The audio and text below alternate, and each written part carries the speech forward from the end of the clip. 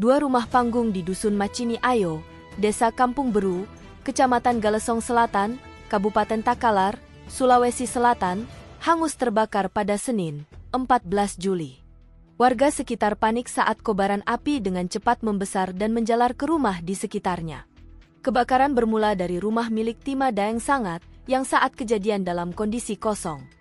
Rumah yang terbuat dari bahan kayu menyebabkan api dengan cepat menyebar ke rumah di depannya milik Neni Daeng Taring. Kapolsek Galesong Selatan, AKP Muhlis, membenarkan kejadian tersebut.